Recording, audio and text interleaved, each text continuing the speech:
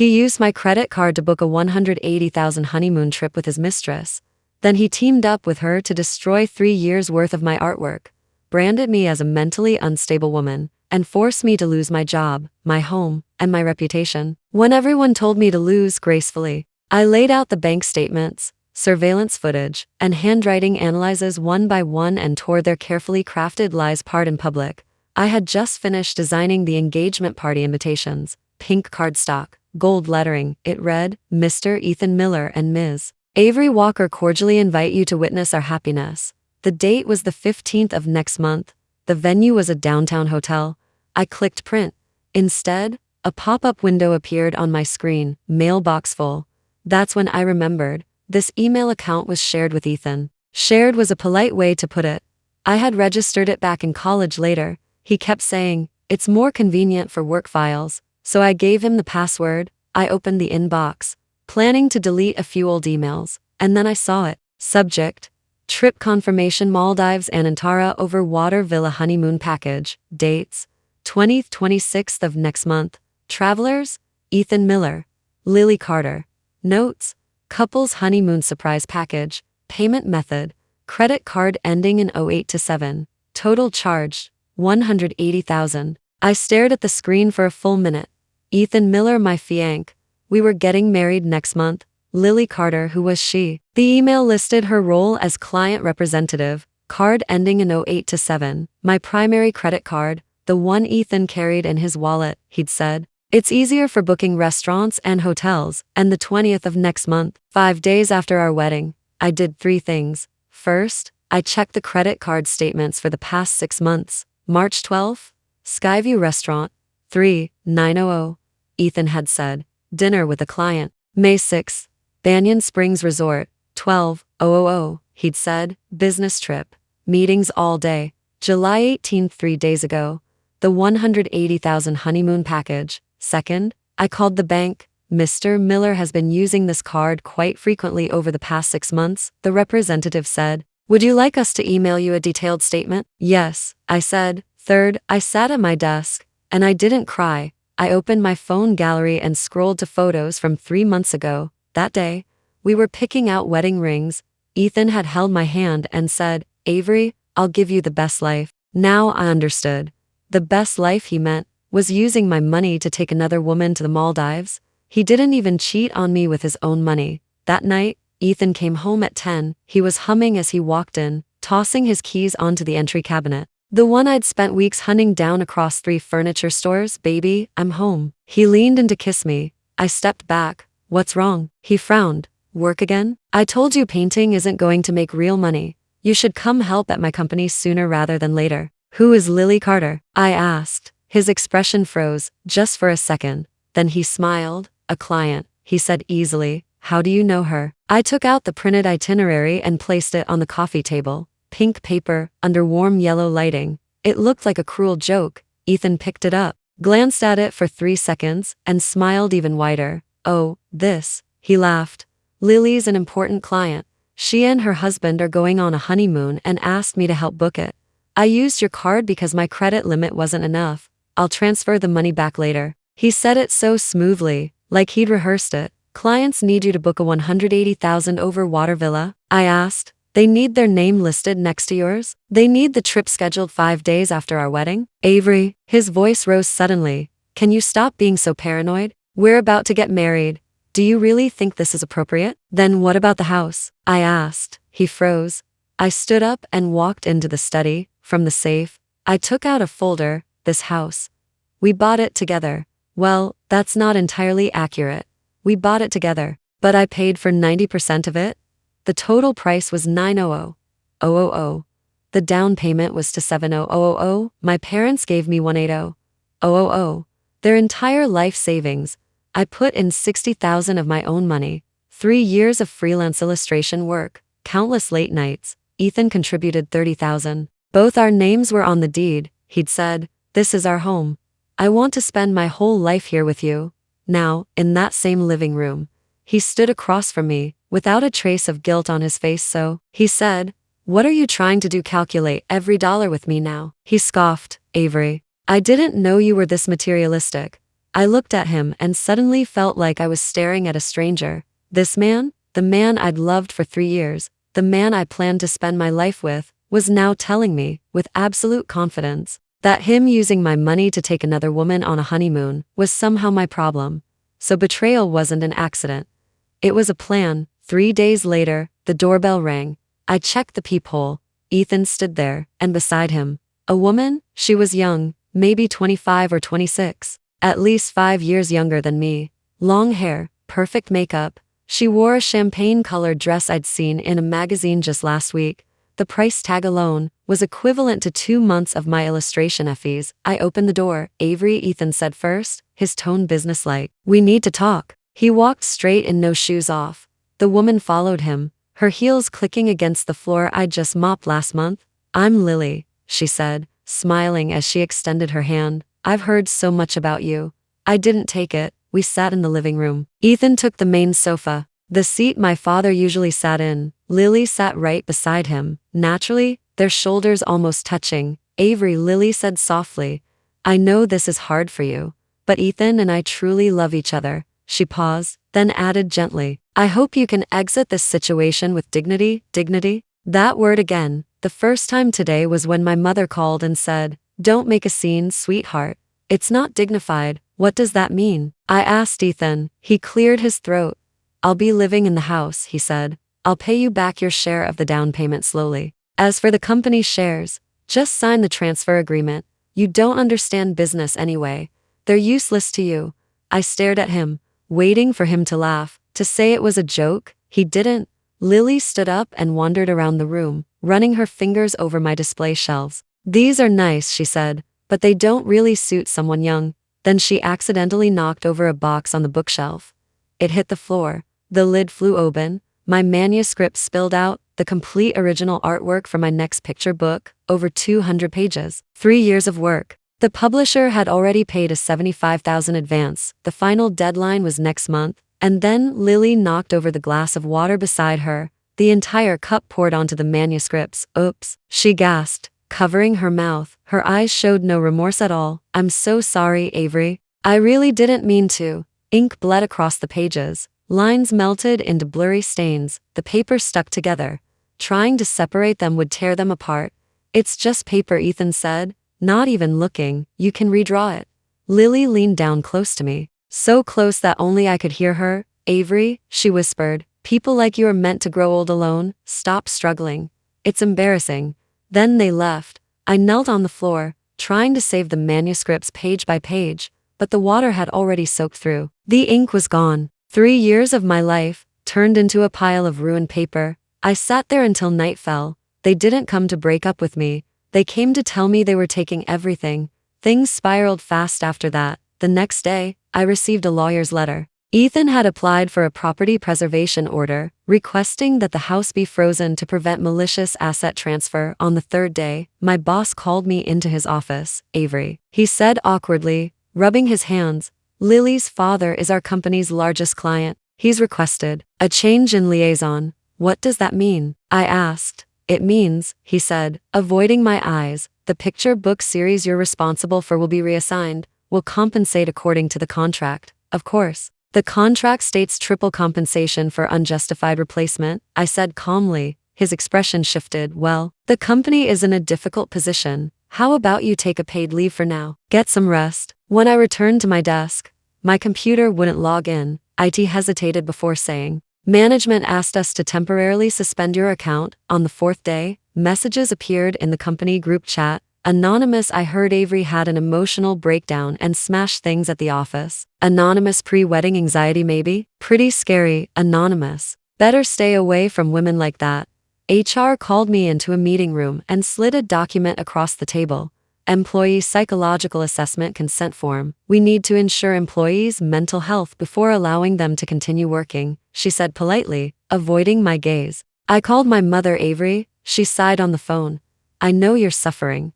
But women need dignity. Making a fuss will hurt your reputation. Just let the house money go, we can earn it back. I hung up. Dignity. That word felt like a rope tightening around my neck. Everyone wanted me to be dignified, which really meant, don't resist, don't speak up, hand everything over quietly. I finally understood. Dignity was a cage designed especially for women. Ethan moved faster than I expected. A formal legal notice landed in my inbox. Attached was a document titled, Behavioral Abnormality Record. It stated, Ms. Avery Walker has recently exhibited emotional instability, repeatedly issued verbal threats toward Ms. Lily Carter, and shows violent tendencies. A psychiatric evaluation is strongly recommended. Below it was a list of so-called evidence, 3 harassing phone calls, in reality, calls I made to Ethan asking about the house. 1 stalking incident, in reality, me waiting outside our office building to talk to him face to face. Emotional breakdown in a public place, in reality. I cried for 5 minutes in a cafe while revising drafts after my manuscripts were destroyed. That same day, posts started appearing online. Title, The Gentle Genius Illustrator is actually a control freak. The post read, Let's talk about Avery Walker. The so-called soft-spoken picture book artist. Behind closed doors, she's extremely controlling toward her fiancé and emotionally unstable. Attached was a candid photo of me taken while I was rushing a deadline. Messy hair, dark circles, frowning at my laptop. The comments poured in. She looks terrifying. What man would dare marry her? I heard she hits people. I started sending resumes to other publishers. 20 applications, not a single response. Finally, an editor friend told me privately, Avery, word is spreading that you have serious mental issues and legal disputes. No one dares to hire you right now. Lily updated her social media. A selfie, the background was the entrance to my apartment complex. She was smiling brightly. Caption, finally able to be happy openly. Grateful to the one who protects me and showed me what real love is. Nubijanings namoratox satiety. Someone commented, is this Avery Walker's fiancé? Lily replied with a crying emoji. She didn't say anything, but she didn't have to. That night, I got a call from the property manager. Mr. Miller informed us you're no longer residing there, he said. He requested the locks be changed. Ms. Walker, you'll need to move out. That's my house, I said. I paid for it, but the lease is under Mr. Miller's name as well, he sighed. There's nothing I can do. I packed until midnight. At 3 a.m., I heard noise outside. I pulled back the curtains. Red paint covered the exterior wall. Large, violent letters, Crazy woman, get out. My mailbox was stuffed with printed photos of me. In every single one, my eyes had been gouged out. I sat on the floor, hugging my knees. This was the home I'd paid 90% for, and I was being forced out of it. They succeeded. I was no longer Avery Walker. I was a label. The crazy ex. At dawn, I made a decision. I would no longer explain that I wasn't crazy. I would no longer prove that I wasn't wrong. Instead, I started doing 3 things. First, I bought 3 miniature cameras, one in the living room corner, one hidden among the bookshelves in the study, one at the entrance, all connected to cloud storage. I could check them anytime from my phone. Second, I gathered every document I had, the purchase contract, bank transfer records, credit card statements, chat screenshots, email backups. I photographed, scanned, and archived everything. Each file got a label. 001 down payment transfer records, 002 credit card spending by Ethan, 003 surveillance footage of manuscript destruction. Third, I hired a lawyer. His name was Daniel Reed. He specialized in property disputes and defamation. I dragged 2 boxes of documents into his office. He read in silence for 3 hours. Finally, he looked up. Forged electronic signatures, he said. That's serious. If the evidence holds, this is a criminal case. He paused. But are you sure you want to proceed? They have resources, connections. They'll retaliate. They already pushed me off a cliff, I said. How much farther can I fall? While organizing the financial records, I discovered something else. Ethan had used my electronic signature. At some point, he'd secretly photographed my handwriting. He used it to apply for a business loan. Amount, 3000 collateral. Our joint company shares. Application date, the day after our engagement. That meant the day we were celebrating forever. He had already started planning how to borrow money in my name and move it away. This wasn't betrayal. This was theft. Theft disguised as marriage. Daniel moved fast. Once the bank received the handwriting authentication report, the $300,000 loan was immediately suspended. The property transaction office received our legal objection. The house could no longer be transferred. The day after my lawyer's letter reached the company's finance department, my bank account received a transfer, 55. Oh, unpaid illustration fees. My boss called me. His tone had completely changed, Avery. This was all a misunderstanding, he said hurriedly. The picture book project is still yours. The company fully supports you. Lily panicked. She called me from an unfamiliar number. Her voice was no longer sweet. Avery, you should know when to stop, she said. Do you really think you can win? My father knows people far more than you imagine. I didn't say a word. I hung up and blocked the number. Then I did something small. I compiled all the cooperation records related to Lily's father's company, contract loopholes, irregular transactions, compliance violations. I organized everything into a single PDF and anonymously sent it to 3 of their major competitors. No threats, just one line attached, for reference only. 3 days later, industry chat groups exploded. Lily's father's company had lost a major contract. Estimated loss, over $10 million. Ethan called me late at night. His voice was shaking with rage. What did you do? Do you have any idea how much Lily's family lost? I don't know, I said, and I don't care. You'll regret this, he shouted. I'll make you regret it. The call ended. I sat on the narrow bed of my rented room, watching my phone screen go dark. So the world did have rules. They just never let me use them before. Retaliation came swiftly and viciously. Ethan filed for a temporary restraining order. The reason, Ms. Avery Walker has continuously harassed and threatened Ms. Lily Carter, posing a danger to her personal safety. The evidence, edited videos, selective chat screenshots. The judge approved it. According to the order, I had to immediately move out of any area that might pose a threat to Ms. Carter, which meant anywhere within 2 miles of my own home. I was forced to move to the outskirts of the city, a tiny room, no windows. Lily posted a video online. The footage was dark. A figure roughly my build was pacing near her car. The video was only 15 seconds long. Caption: I've reported this to the police, but they say there's insufficient evidence. Who is protecting women's safety? Police women's rights. The comments exploded. That's Avery Walker, right? Terrifying. Expose her. Let her be socially erased. Artists like her should be banned from the industry. My social media accounts collapsed under the attack. My inbox filled with messages. Go die, crazy woman. Couldn't have him, so you destroy him? You don't deserve to live. The publisher sent an official termination notice due to the author's severely damaged public image. All cooperation is hereby terminated. That night, my landlord called. Ms. Walker, you need to move out tomorrow, he said awkwardly. There were complaints. You know, I can't rent to you anymore. I dragged my 2 suitcases onto the street. It started to rain. My phone rang. It was my mother. Sweetheart, maybe come home, she said softly. Stop forcing yourself. A message from Daniel followed. I've filed an appeal against the restraining order, but it will take time. Avery, you have to hold on. The rain grew heavier.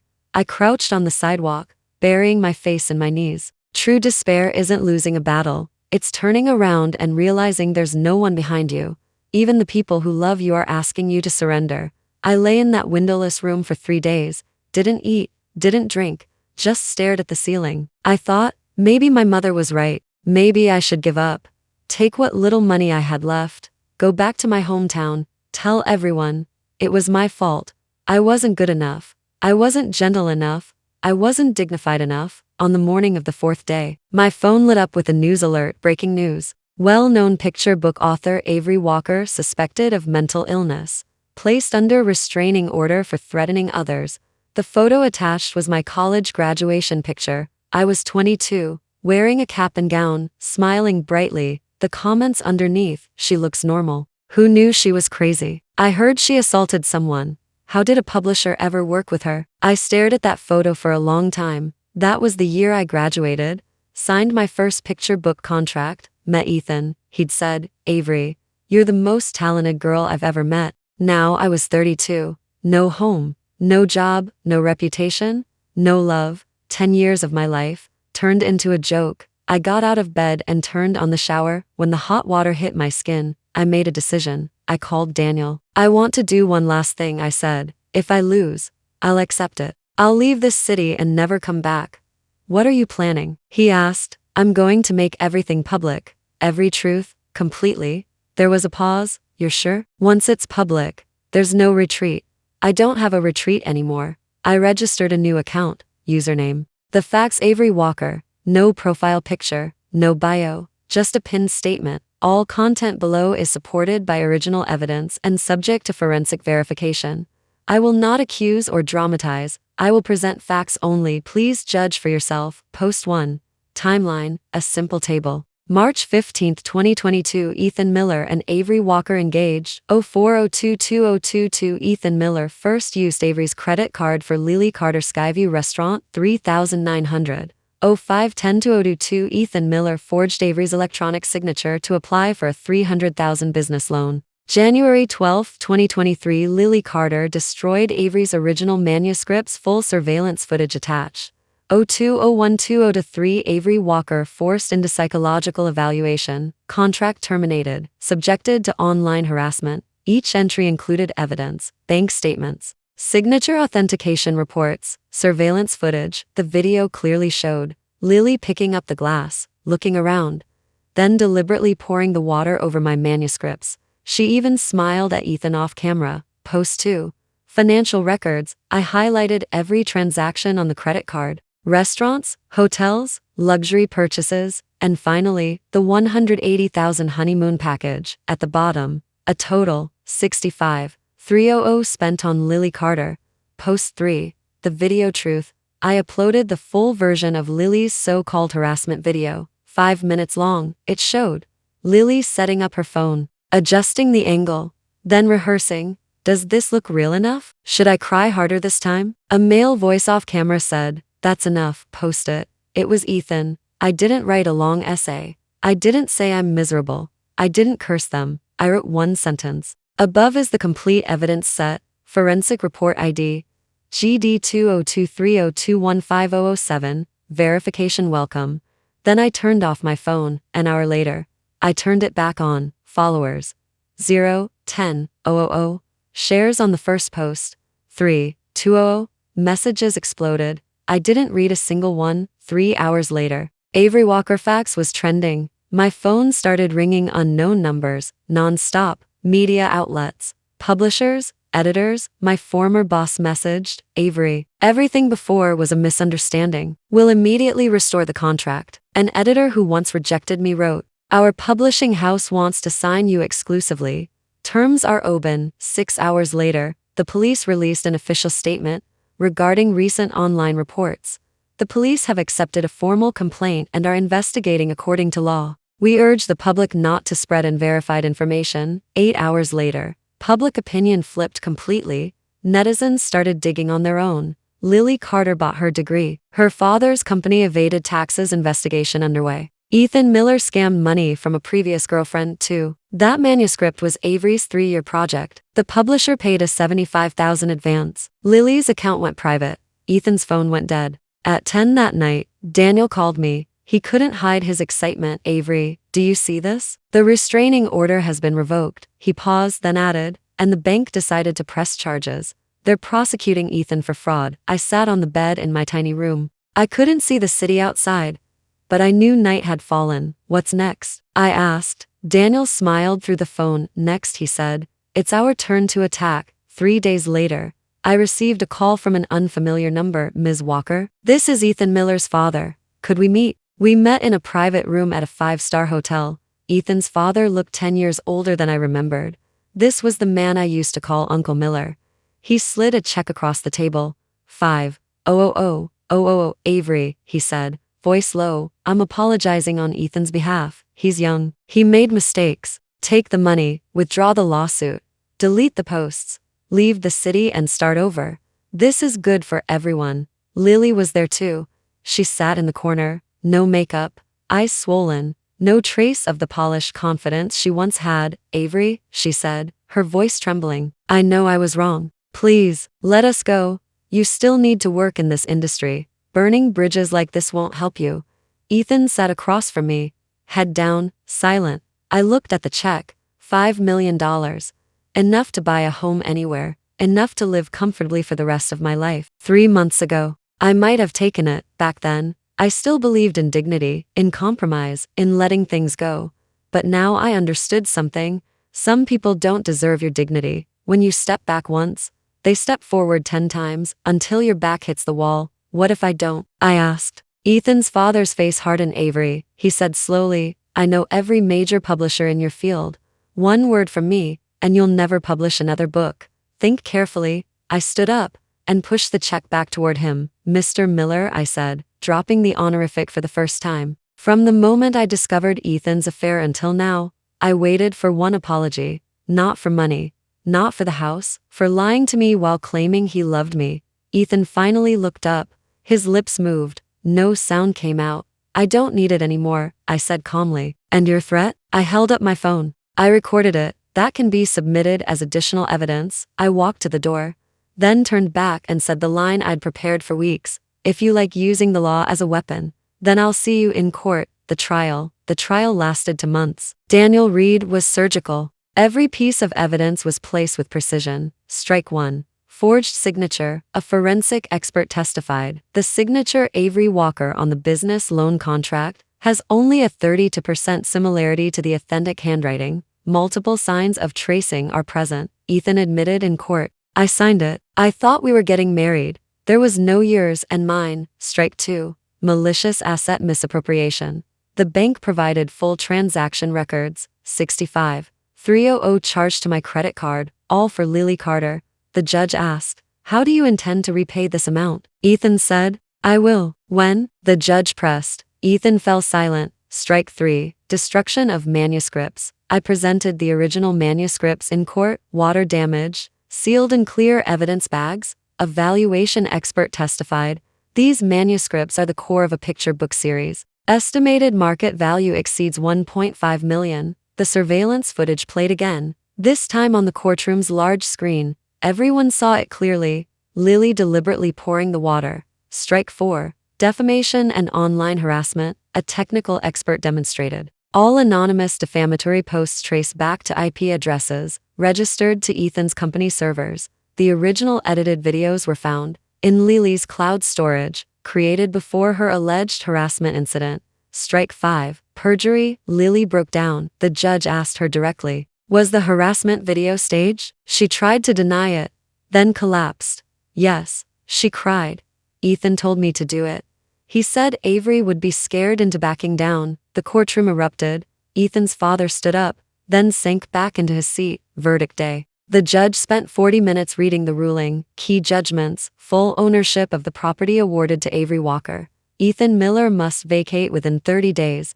Ethan Miller to repay $65,300 plus interest for unauthorized credit card use. Ethan Miller and Lily Carter jointly liable for $1.5 million in damages for destroyed manuscripts. Company shares to be redistributed according to actual capital contribution. Avery Walker gains controlling interests. Lily Carter referred to the prosecutor for perjury. Ethan Miller charged with fraud for forged loan application. Case transferred to criminal court. The gavel fell. Ethan shouted, Avery, do you really have to destroy me like this? I didn't turn around. Destroy him? No. I simply gave back what they gave me. I sold the house. Too many bad memories lived in those walls. Every corner echoed with Ethan's voice, with the sound of Lily's heels, with the moment water poured over my work. I didn't want to carry that with me. With the money from the sale and the compensation, I bought a small apartment by the river. 800 square feet, not big, but enough. Floor-to-ceiling windows, sunlight from morning to dusk. I designed a studio just for myself. One entire wall became bookshelves. In the center stood a massive solid wood desk 3 times larger than the one I used to have. For the first time, my workspace belonged to me alone. The publisher Ray signed the contract. This time, the terms were mine, double the advance, higher royalties, full creative control. When the editor signed, his hands were shaking. Avery, he said, as long as you're willing to work with us, we'll agree to anything. My new picture book was released quietly. No press tour, no interviews, just a title, Reclaimed. It hit the bestseller list the same day. On the opening page I wrote, for everyone who has ever been labeled, not crazy, not difficult, not the one who should be more dignified. You are you, irreplaceable, and enough. Messages from readers poured in. I cried reading this. I'm going through something similar. Thank you for standing up. You gave me courage. I didn't know we were allowed to fight back. Daniel became a friend after the case ended. He took me out for dinner to celebrate. Congratulations, he said, raising his glass. You won a battle almost no one wins. I didn't win, I corrected him. I reclaimed. He smiled. Isn't that the same thing? No, I said. Winning is defeating others. Reclaiming is finding the part of yourself they almost killed. I sold the engagement ring, not threw it away, sold it. 110000.